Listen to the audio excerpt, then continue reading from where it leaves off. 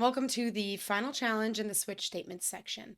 In this challenge, what I'm going to ask you to do is write a program that will change the size of a game object based on some user input. So I'm going to set you up for that real quick. So I've swapped out the cube for a sphere since we've been looking at a cube for a while. Let's look at a sphere and let's go ahead and create a new C# script. And I'm just going to call this something like change size with no spaces in between, just change size. And on the sphere, I'm going to attach that script. There we go. And then go ahead and open it up. There's a lot of different ways to complete this program, but maybe the way we'll do this is we'll have like a variable for what size you want to set it to, but maybe we'll have that variable as like a string. So in update, when you're checking for 3 keys, and I really don't care what the keys are, one key will set that variable to small, another key will set that variable to regular, and a third one will set that to like large. And it's just changing the value of that string.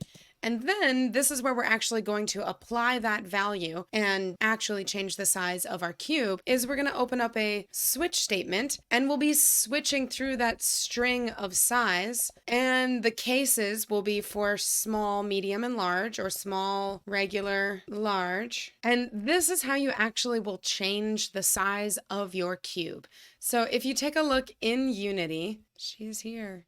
So to actually apply the size to your cube, you're going to be accessing this property on your sphere. So I've moved the sphere so you can see it, and let's go ahead and zoom in. So on this component right here, your transform component, it takes in a position, a rotation, and a scale. And the scale is actually the property that changes its size. So right now it's set to 1, 1, 1. If I set it to 2, 2, 2, you'll see that the sphere gets bigger. If I set it to 0.1, 0.1, 0.1, you'll see that the sphere gets smaller. So I'm going to go ahead and set it back to 1, 1, 1. All right, so that's the property that you're going to be accessing through your script.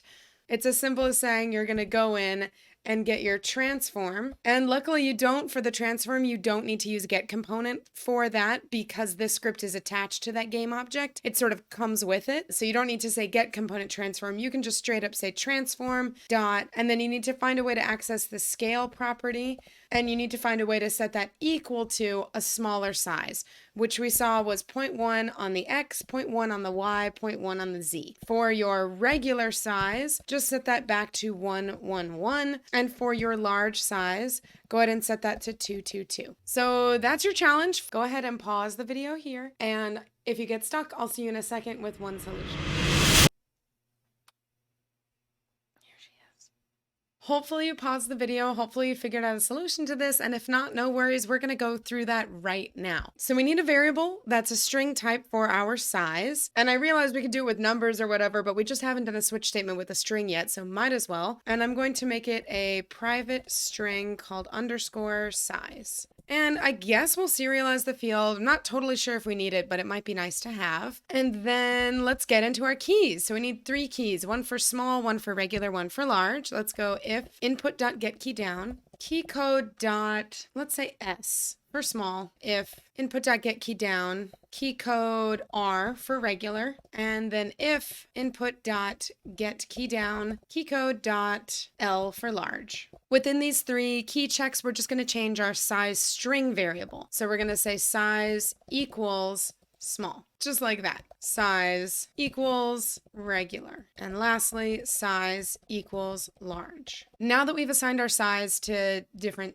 sizes, we can open up our switch statement. So let's go ahead and say switch, and we are switching through our size, and then open up curly brackets. Our first case is case small, break. Our next case is regular, so case regular, break, and case large, break. Cool. So for small, we're going to want to set our scale property to 0.1, 0.1, 0.1. You can access that by just saying transform dot, and then okay, so you can look around in your tooltip for anything that has to do with scale. And there is one that's local scale right here. And if we look at our tooltip, you can see it takes in a vector 3, and then hit tab on that one. And I'm going to set that equal to a new vector 3, and then open up parentheses and type in 0.1f, 0.1f, and 0.1f, and then end that with a semicolon. So that's going to take whatever our scale is and set it equal to 0.1, 0.1, 0.1. Great, let's do that with regular. Once again, transform.local scale, and that's going to equal a new vector 3, and we're going to set that equal to 1, 1, 1.